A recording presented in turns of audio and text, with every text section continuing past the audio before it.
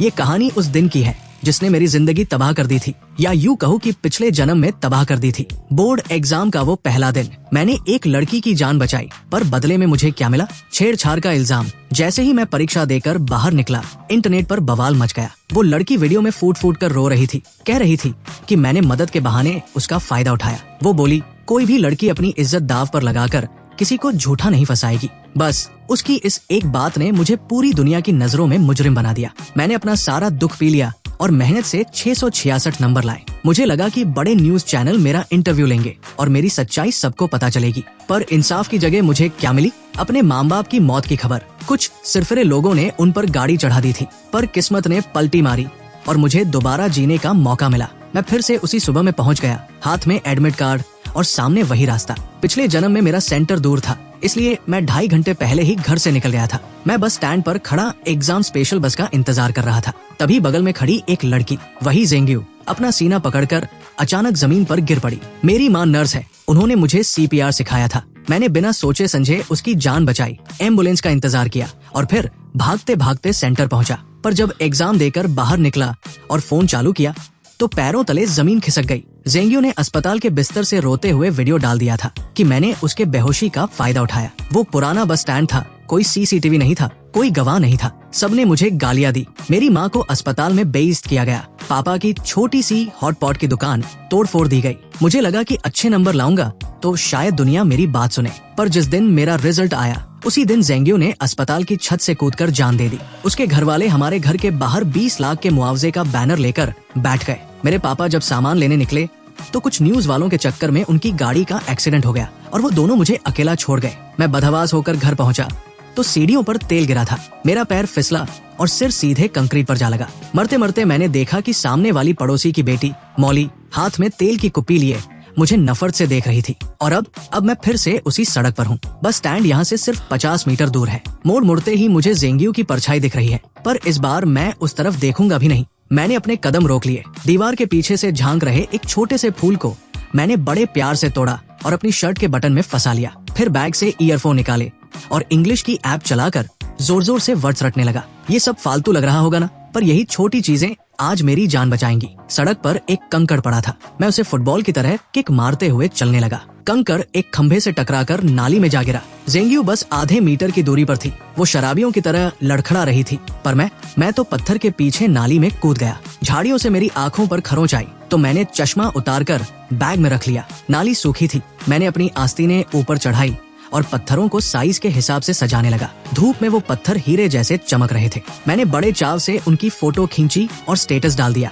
पिछले जन्म में इस वक्त मैं उसकी छाती दबाकर उसकी जान बचा रहा था और आज मैं यहाँ पत्थरों से खेल रहा हूँ। मैंने एक दिल के आकार का पत्थर उठाया, उसे टिश्यू पेपर से रगड़ रगड़ कर साफ किया और सूरज की रोशनी में ऊपर उठाकर जोर से चिल्लाया, हार्ट। मैं तो गाने भी गाने लगा। बिना चश्मे के मुझे सब धुंधला दिख रहा था, बस हरियाली नजर आ रही थी। तभी मोगरे के फूलों की खुशबू आई। लोहे की जाली के पीछे एक दादाजी पौधों को पानी दे रहे थे। उनके घर की छत पर लगा कैमरा सीधे मेरी तरफ था। मैंने हेडफोन हटाकर कहा, राम राम दादाजी, आपके मोगरे की खुशबू तो मोहल्ले भर में महक रही है। वो खुश हो गए, बोले, बेटा पेपर देने जा रहे हो? मैंने हाँ कहा। उन्होंने मुझे ढेर सारे सुंदर फूल तोड़कर दिए। इस सब में 10 मिनट और निकल गए। तभी कुछ आंटियां झोला लेकर बस स्टैंड की तरफ आती दिखी। मैं फूलों का गुच्छा लेकर उनके पीछे पीछे चलने लगा। एक आंटी ने मुड़कर पूछा, अरे बेटा, ये फूल कहाँ से लाए? मैंने मुस्कुराते हुए अपना चश्मा पहना और कहा, आंटी आपको पसंद है? ये लीजिए। मैंने सारे फूल उन्हें बांट दिए। जब हम बस स्टैंड पहुँचे,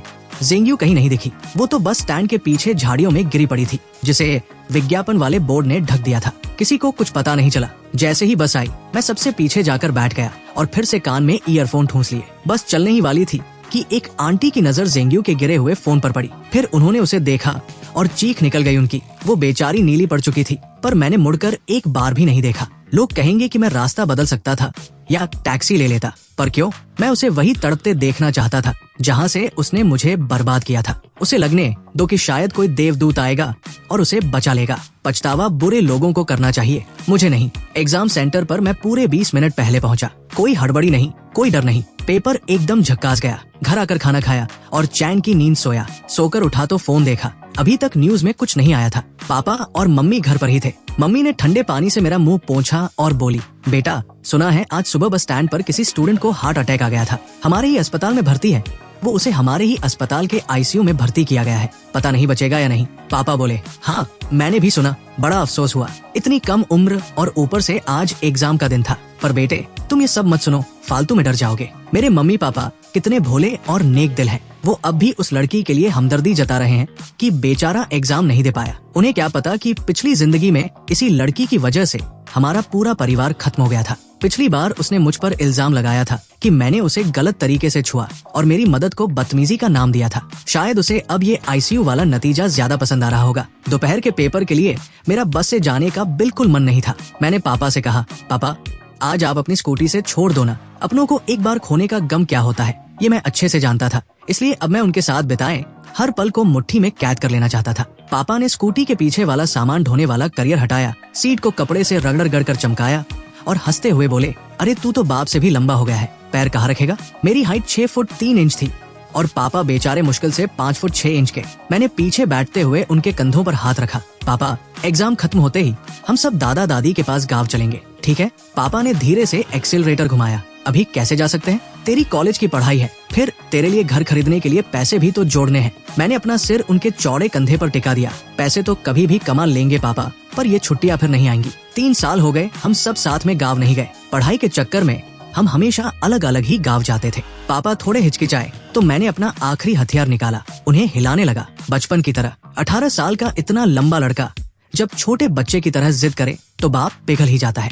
अरे ओए सीधा बैठ, गिराएगा क्या। पापा खिलखिला कर हंसे। ठीक है भाई, कल का माल उतर गया है, बस 1 दिन और दुकान खोलूंगा, फिर परसों सीधे गाँव, वही तेरा रिजल्ट देखेंगे, दादा दादी भी खुश हो जाएंगे। एग्जाम सेंटर पहुंचकर जब मैंने पीछे मुड़कर देखा, पापा अपनी स्कूटी थामे बड़े प्यार से मुझे देख रहे थे। मेरी आंखें भर आई। मैंने मुक्का दिखाकर उन्हें ऑल द बेस्ट कहा और अंदर चला गया। पेपर एकदम जबरदस्त हुआ। आखिर मैं अपने स्कूल का टॉपर जो था। अगर ज़ेंग्यू वाला कांड न होता तो मेरा भविष्य कितना सुनहरा होता। शाम को पापा फिर लेने आए। हांग थका तो नहीं, भूख लगी है, पानी पिए जा। उन्होंने थर्मस से पानी पिलाया। मैंने अंगड़ाई ली और कहा, पापा बस अब सोना है। पिछले जन्म में उस हादसे के बाद मैं एक रात चैन से नहीं सोया था। आज तो नींद जैसे आंखों पर चढ़ी जा रही थी। घर पहुंचा, मम्मी नाइट शिफ्ट पर थी। पापा खाना बनाने लगे और मैं नहाकर कमरे में आ गया। इंटरनेट पर अभी भी सन्नाटा था। ज़ेंग्यू की हालत बहुत खराब थी, पर मुझे पता था कि उसके घर वाले कितनी बड़ी आफत है। असली ड्रामा तो अब शुरू होगा। वैसे ज़ेंग्यू मेरी जूनियर हाई स्कूल की क्लास में थी, पर मुझे उसका चेहरा तक याद नहीं था।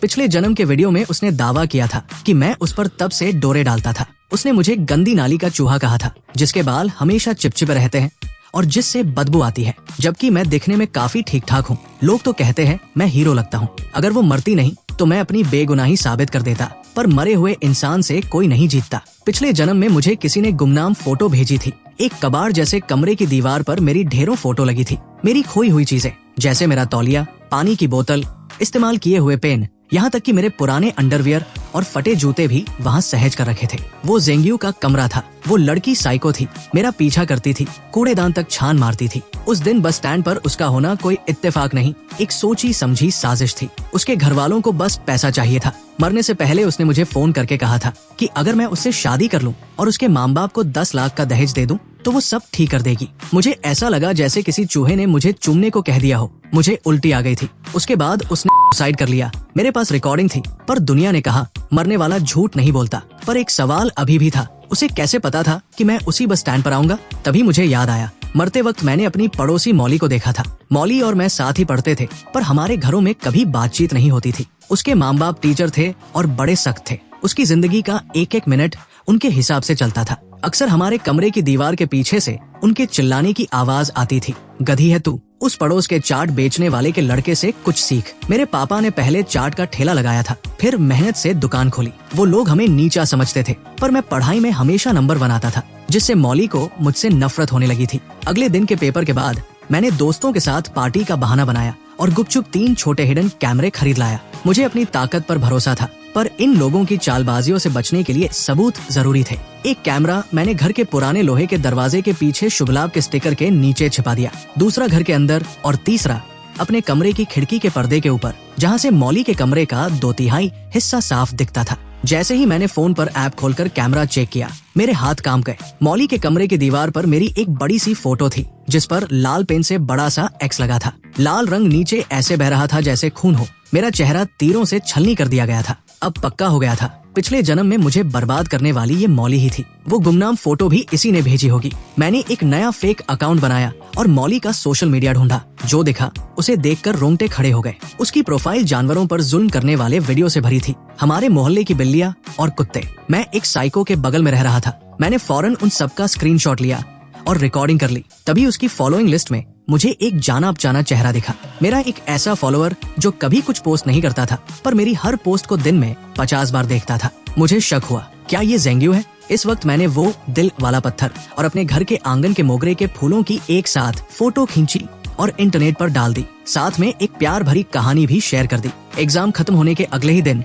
मम्मी ने अपनी 15 दिन की छुट्टी ले ली। पापा ने दुकान पर ताला जड़ा और हम तीनों सीधे अपने गांव निकल गए। जब गांव वालों ने गले लगाया तब जाकर कलेजे को ठंडक मिली। पिछले जन्म का वो सारा डर और तनाव जैसे कहीं गायब हो गया। मैं अपने छोटे भाइयों और कुत्ते के साथ खेतों में पागलों की तरह दौड़ता खेलता, पर मेरी नजर अभी भी ज़ेंग्यू की खबरों पर थी। उम्मीद के मुताबिक आईसीयू में 6 दिन रहने के बाद उसे होश आ गया और बिल्कुल पिछले जन्म की तरह उसने इंटरनेट पर रोना धोना शुरू कर दिया। उसने बस स्टैंड पर मौजूद उन 7 आंटियों, बस ड्राइवर और मुझ पर इल्जाम लगाया कि हमने उसे मरते हुए छोड़ दिया। उसकी हालत सच में तरस खाने लायक थी। दिल का दौरा पड़ने और इलाज मिलने के बीच 40 मिनट का गैप हो गया था, जिससे उसके शरीर की बैंड बस चुकी थी। अब उसे जरा सा भी झटका लगता तो उसकी जान जा सकती थी। दिमाग की कोशिकाओं को गहरा नुकसान पहुंचा था और ऑक्सीजन की कमी से उसकी किडनियां फेल हो गई थी। अब वो पूरी जिंदगी डायलिसिस के भरोसे थी। वो 18 साल की थी, एग्जाम देने निकली थी। उसके साथ बुरा हुआ, ये सच है। पर क्या इसका मतलब यह है कि हम सब उसकी बर्बादी का बिल भरें? पिछले जन्म की तरह इंटरनेट के कीड़ों ने बस स्टैंड पर मौजूद हर इंसान की कुंडली खंगालनी शुरू कर दी। मैं सबसे पीछे था, फिर भी सबसे पहले मुझे निशाना बनाया गया। किसी ने मेरी सुबह 6:30 बजे घर से निकलने वाली फोटो डाल दी और सवाल उठाया कि 5 मिनट का रास्ता तय करने में मुझे 7 क्यों बज गए। लोग कहने लगे, भाई इतनी देर क्यों लगाई, इसकी भी गलती है। वाह भाई, गलती है की भी हद होती है। पर इस बार मैं कच्चा खिलाड़ी नहीं था। मैंने रास्ते भर जो फोटो खींची थी और छेप कर 50 मिनट पर जो पत्थर वाला स्टेटस डाला था, वो सब सबूत थे। पापा ने उस मोगरे वाले दादाजी से बात की जो हमारे पुराने कस्टमर थे। दादाजी ने अपने घर के सीसीटीवी की फुटेज दे दी। उसमें साफ दिख रहा था कि 7 बजे तक तो मैं उनसे बातें कर रहा था और फूल तोड़ रहा था। मोड़ की वजह से मुझे बस स्टैंड दिख ही नहीं रहा था। ऊपर से मैंने चश्मा भी नहीं पहना था। बाकी पड़ोसियों के कैमरों ने भी साबित कर दिया कि मैं वही था। बस के कैमरे ने दिखा दिया कि मैं बस स्टैंड पर पैर रखने से पहले ही गाड़ी में चढ़ गया था। मेरा ज़ेंग्यू से आमना सामना हुआ ही नहीं। जब इतने पक्के सबूत सामने आए तो लोगों की सहानुभूति मेरी तरफ मुड़ गई। मैं तो एक सीधा साधा स्टूडेंट था जिसे बेवजह घसीटा जा रहा था। और वो आंटिया, भाई साहब, वो तो प्रोफेशनल फाइटर निकली। जैसे ही ज़ेंग परिवार ने उन पर इल्जाम लगाया, आंटियों ने सीधा उन पर मानहानि का केस ठोक दिया। खासकर वो बॉबकट वाली आंटी, वो तो पूरे शहर की दबंग थी। उन्होंने ज़ेंग परिवार की ऐसी तैसी कर दी। इधर ज़ेंग्यू की हालत ये थी कि उसे होश आते ही वो मेरे प्रोफाइल को दिन में 100 बार चेक कर रही थी। मैंने भी चालाकी की। रोज मोगरे के फूल की फोटो डालता और उस पर मिस यू, लव यू वाले गुलाबी स्टिकर चिपका देता। वो पागल हो गई थी। रात के 3 बजे तक मेरा प्रोफाइल चेक करती थी। मुझे तो लगा था शायद हार्ट अटैक से निपट जाएगी, पर कहते हैं ना, नीम हकीम खतराए जान, और पापियों की उम्र लंबी होती है। उसने सहानुभूति बटोरने के लिए लाइव स्ट्रीमिंग शुरू कर दी। गरीबी का रोना रोया, अस्पताल के बिल दिखाए। कुछ भोले लोगों ने उसे पैसे भी दान कर दिए। फिर आया वो दिन जिसका सबको इंतजार था, रिजल्ट। हम सब कंप्यूटर के सामने बैठे थे। पिछले जन्म में इतने तनाव के बाद भी मेरे 658 नंबर थे। इस बार क्या होगा? मैंने रोल नंबर डाला पर स्क्रीन पर कुछ नहीं आया। पापा पसीने पसीने हो गए। दादाजी को लगा गांव का इंटरनेट खराब है। मैंने धीरे से दादाजी का हाथ पकड़ा और मुस्कुराते हुए कहा, दादाजी, टॉप 50 बच्चों के नंबर सीधे स्क्रीन पर नहीं दिखाए जाते। मम्मी पापा को बात समझ आई और वो पागलों की तरह नाचने लगे। पूरे मोहल्ले और गांव को पता चल गया कि कुछ बड़ा हुआ है। दादाजी की तो आंखों से आंसू ही नहीं रुक रहे थे। उन्होंने पापा को डांटा, अरे ओ बुद्धू, खड़ा क्या है? जा शहर से मीट मछली और मिठाई मंगवा, पूरे गांव को दावत देंगे। तभी पापा का फोन बजा। नंबर देखते ही मेरी चीख निकल गई। पापा, ये तो टॉप यूनिवर्सिटी वालों का फोन है। पापा के हाथ कांप रहे थे, फोन ही नहीं उठा पा रहे थे। दादाजी ने फोन छीना और बड़े टशन में बोले, हेलो, हाँ, मैं उसका दादा बोल रहा हूँ। जी जी, बहुत शुक्रिया। पापा और मम्मी ने कान लगा रखा था, पर दादाजी ने उन्हें पास नहीं आने दिया। फोन कटा तो दादाजी और पापा दोनों रो पड़े। बेटा, तूने तो कमाल कर दिया। तेरे 708 नंबर आए हैं, तू पूरे स्टेट का टॉपर है। बस फिर क्या था, टीवी वाले गांव पहुंच गए, मेरा इंटरव्यू हुआ, पूरे देश में मेरा नाम छा गया। जो लोग पहले जेंग्यू की बातों में आकर मुझे कोस रहे थे,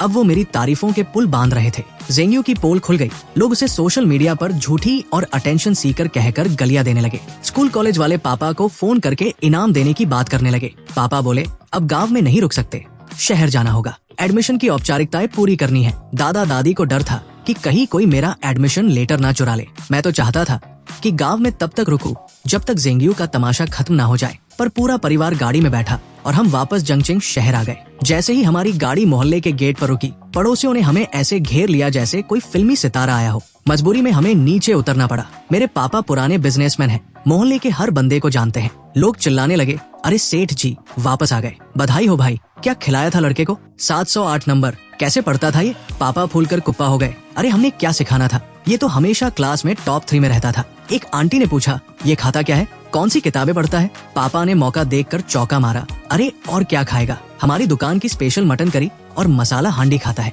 एकदम असली मसालों वाली, दिमाग तेज और पेट ठंडा। पापा ने मुझे आगे कर दिया, मैं भी जानबूझकर पंजों पर खड़ा हो गया ताकि अपनी 6 फुट से ज्यादा की हाइट दिखा सकूं। आंटियां मुझे ऊपर नीचे से देखने लगी, कोई सिर पर हाथ रख रही थी तो कोई गाल खींच रही थी। सब कह रहे थे कितना सुदर्शन लड़का है, खानदानी शक्ल है इसकी। सब अपनी औलादों के लिए मेरा आशीर्वाद चाह रहे थे। बड़ी मुश्किल से पीछा छुड़ाकर घर की तरफ भागा तो पापा ने चाबियों का गुच्छा मेरी तरफ उछाला और बोले, जल्दी जा दुकान खोल और साफ सफाई कर, मैं माल लेकर आता हूँ। तेरी कॉलेज की फीस भी तो निकालनी है। पापा को अभी भी अपने टॉपर बेटे की डिमांड का अंदाजा नहीं था। मैं और मम्मी अभी दुकान झाड़ ही रहे थे कि पूरा मोहल्ला दुकान पर टूट पड़ा। पड़ोसियों ने तो मम्मी को सलाह दे दी कि दुकान का नाम सेठ जी की दुकान से बदलकर टॉपर की दुकान रख दो। तभी मेरे स्कूल के दोस्त भी पहुंच गए। सबका रिजल्ट अच्छा आया था। वो कहते हैं ना, चढ़ते सूरज को सब सलाम करते हैं। आज वही लोग मेरी आरती उतार रहे थे जो पिछले जन्म में मुझ पर सड़े हुए अंडे और कचरा फेंक रहे थे। रात के 12 बजे तक दुकान पर इतनी भीड़ रही कि सारा सामान खत्म हो गया। पूरे बाजार की रौनक लौट आई थी। नुक्कड़ वाली फूल वाली आंटी ने हमें एक बड़ा सा बुके दिया, सूरजमुखी, गुलाब और मोगरा। हम तीनों हाथ में हाथ डाले घर की तरफ चल दिए। मम्मी पापा आगे चल रहे थे और मैं गुलाब के फूलों के पीछे छिपकर एक सेल्फी ले रहा था। जैसे ही हम घर के दरवाजे पर पहुँचे, सामने वाला दरवाजा खुला। मौली के मम्मी पापा बाहर निकले। उनके चेहरे पर एक बनावटी और चापलूसी भरी मुस्कान थी। अरे सेठ जी, बड़ी देर कर दी आज। पापा ने मुस्कुराकर जवाब दिया, हाँ भाई, आज धंधा जरा चोखा था। बस इतनी सी बात हुई और हम अपने अपने घर में घुस गए। मैं सीधा नहाने गया और कमरे में आते ही फोन चेक किया। वही हुआ जिसका मुझे इंतजार था। जेंग्यू मेरा प्रोफाइल देख रही थी। मेरा अकाउंट असली नाम से था और कई दोस्तों ने उस पर कमेंट किया था कि भाई क्या चक्कर है, प्यार व्यार हो गया क्या? मैंने किसी को मना नहीं किया। तभी मैंने अपने कमरे के कैमरे की लाइव फीड देखी और मेरी चीख निकल गई। मम्मी भागती हुई आई। क्या हुआ बेटा? स्क्रीन पर दिख रहा था कि मौली दीवार से कान लगाकर हमारी बातें सुन रही थी। मैंने झट से फोन तकिए के नीचे छिपाया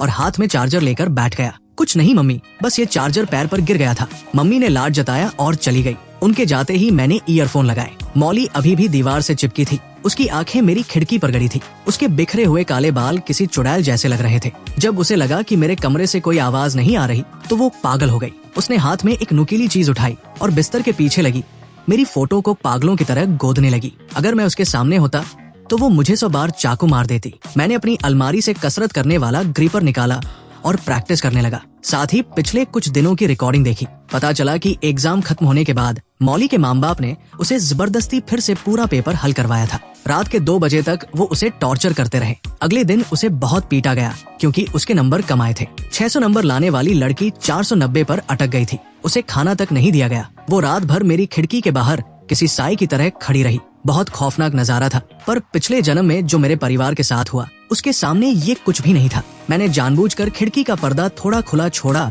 और दीवार के सहारे लगकर एक सेल्फी ली। फोटो में मेरा साइड फेस और मौली के कमरे की वो खौफनाक दीवार एक डरावनी फिल्म के पोस्टर जैसी लग रही थी। मैंने उसे पोस्ट कर दिया और ओनली मी सेटिंग कर दी। जेंग्यू 1 सेकंड में ऑनलाइन आ गई। मैंने फोटो ऐसी सेट की थी कि वो ना तो स्क्रीनशॉट ले सके और ना ही रिकॉर्ड, बस उसके सन की दिमाग पर गहरी छाप छोड़ जाए। इसके बाद मैंने एक गाना शेयर किया, वही गाना जो मौली को बहुत पसंद था। अगले 1 हफ्ते तक मैंने यही ड्रामा जारी रखा। जेंग्यू पागलों की तरह रात रात भर मेरा प्रोफाइल चेक करती रही। जेंग्यू के अस्पताल से डिस्चार्ज होने से 1 दिन पहले स्कूल के ग्रुप पर लोग उससे मिलने जाने की बात करने लगे। एक दोस्त ने मुझे भी बुलाया, पर मैंने सीधा ग्रुप छोड़ दिया और उन सबको ब्लॉक कर दिया। जेंग्यू ने मुझ पर झूठा इल्जाम लगाया था और ये महात्मा लोग उसके पास फल लेकर जा रहे थे। डिस्चार्ज वाले दिन हम फिर से गांव के लिए निकल गए। मम्मी ने बताया कि मौली की माँ मेरे पुराने नोट्स मांगने आई थी, क्योंकि मौली को फिर से तैयारी करनी थी। मम्मी ने सीधे मुंह बोल दिया कि नोट्स तो हमने किसी और को दे दिए। सही किया मम्मी ने।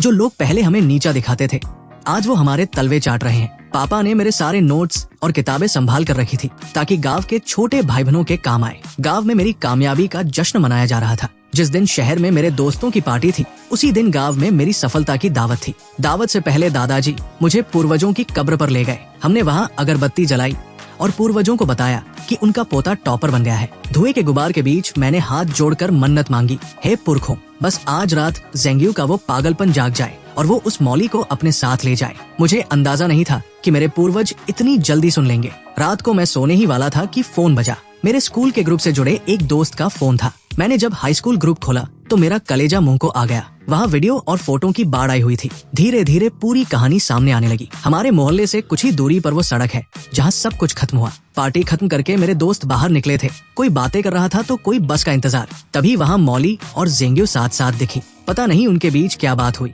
पर अचानक दोनों में जोरदार बहस शुरू हो गई। दोस्तों ने बताया कि बहस इस बात पर थी कि जिस दिन जेंग्यू को हार्ट अटैक आया था, वो मौली से फोन पर बात कर रही थी और मौली ने उसे कुछ ऐसा कह दिया था जिससे उसे सदमा लगा। दोनों जानी दुश्मन की तरह सड़क पर ही गुत्थम गुत्ता हो गई। उसी वक्त एक तेज रफ्तार रेत से भरा ट्रक वहाँ से गुजरा। जेंग्यू ने अपना सारा जोर लगाया और मौली को ट्रक के सामने धकेल दिया, पर मौली भी कम खिलाड़ी नहीं थी। उसने मरते मरते जेंग्यू का हाथ पकड़ लिया और उसे भी अपने साथ खींच लिया। दोनों ट्रक के पिछले पहियों के नीचे आ गई। जेंग्यू की मौके पर ही मौत हो गई और मौली के दोनों पैर कट गए। उसका शरीर सड़क पर बुरी तरह रगड़ गया था। ये मंजर बिल्कुल वैसा ही था जैसा पिछले जन्म में मेरे माँ बाप के साथ हुआ था। मौके पर मौजूद मेरे दोस्त बदहवास हो गए। कोई रो रहा था तो कोई उल्टियाँ कर रहा था। जब मैं ये खबर सुनी तो मैं रजाई में मुंह छिपाकर पागलों की तरह हंसा। मेरी आंखों से आंसू निकल आए, पर वो खुशी के थे। मौली को 2 दिन बाद होश आया। उसके कूल्हे के नीचे का हिस्सा काटना पड़ा था और उसकी खाल इतनी छिल गई थी कि डॉक्टरों को उस पर मछली की खाल लगानी पड़ी।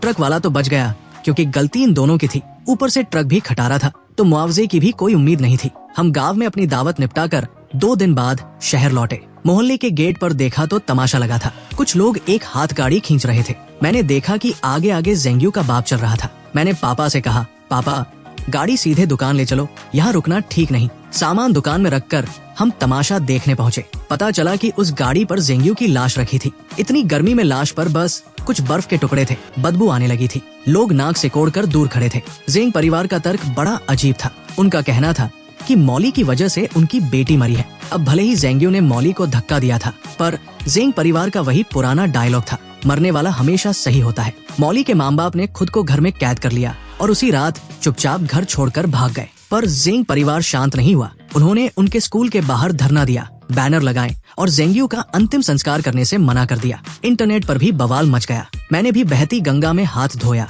और चुपके से मौली का वो जानवरों पर जुल्म करने वाला अकाउंट वायरल कर दिया। बस फिर क्या था, पूरा देश उनके खिलाफ हो गया। लोग मौली के अस्पताल के बाहर मरे हुए जानवरों की फोटो और बद्दुआओं वाले पोस्टर चिपकाने लगे। जो नफरत पिछले जन्म में मेरे परिवार ने झेली थी, आज वो सब उनके साथ हो रहा था। पर मुझे पता था कि ये लोग अभी भी खतरनाक हैं। मौली के माँ बाप टीचर थे, एक बायो का और एक केमिस्ट्री का। ऊपर से अब उनकी बेटी अपाहिज हो गई थी, एज चली गई थी, नौकरी छूट गई थी और पैसा खत्म हो गया था। ऐसे लोग जहरीले नाग की तरह होते हैं। मैं साये की तरह अपने माँ बाप के साथ रहने लगा। उन्हें अकेले बाहर नहीं जाने देता था। शुरू में उन्हें लगा मैं मजाक कर रहा हूँ, पर जब मैंने उन्हें पूरा खतरा समझाया तो वो भी सावधान हो गए। 1 हफ्ते बाद खबर आई जिसने पूरे देश को हिलाकर रख दिया। ट्रक कंपनी ने इंसानियत के नाते जेंग परिवार को 5 लाख रुपए दिए थे, जिसके बाद उन्होंने गांव में तेरवी रखी। जेंग के माँ बाप को लाइमलाइट का चस्का लग गया था। उन्होंने पूरे गांव को दावत दी और उन न्यूज वालों को भी बुलाया जो मौली के खिलाफ बोल रहे थे। उनमें वो लड़का और उसके माँ बाप भी थे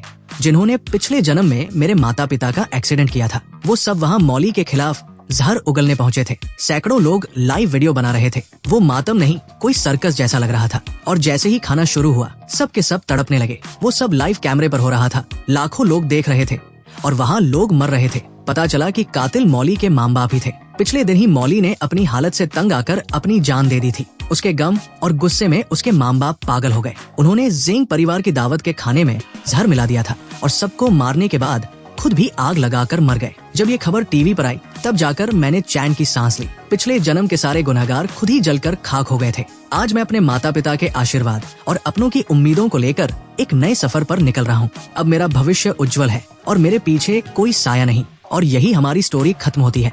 अगर आपको हमारी